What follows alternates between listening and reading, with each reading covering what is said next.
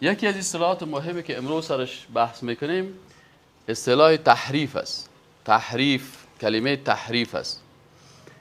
کلمه تحریف در زبان عربی شما خب میفهمین که تحریف در زبان عربی به معنای میلان یا تغییر است.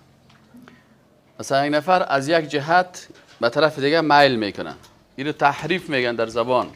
در زبان همین تحریف میگن و معنای میلان است.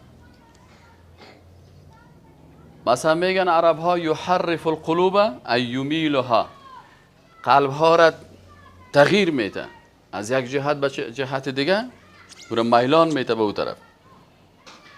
یحرفون الکلمه عن مواضعه، اینجا هم تحریف در آیت قرآن آمده که یحرفون الکلمه عن مواضعه، یعنی کلمات از یک جایش تغییر میتن، میلش میتن به دیگه طرف، به او طرف تغییر میتنش. کلمه یک معنا داره، این معنایش او طرف تغییر میته، او طرف میبره.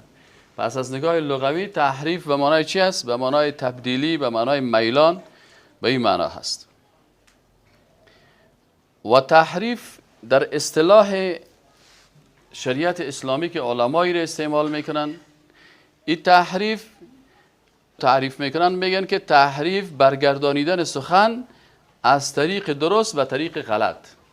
برگرداندن سخن، یک سخن از راه درستش میکشی به طرف غلط منفی میبریشه، او را چی میگن؟ در اصطلاح شریعت اسلامی تحریف میگن. برگرداندن سخن از طریق درست و طریق غلط. از راه درست مستقیم یک کلمه معنای بسیار خوب و درست داره، این یک کس معنایش تغییر میده به طرف دیگه، این تحریف میگن. پس تحریف تغییر نص کتاب الله هست، نص کتاب الله. کدام کتاب الله؟ هر کتابش که باشه، به شکل لفظی یا معنوی.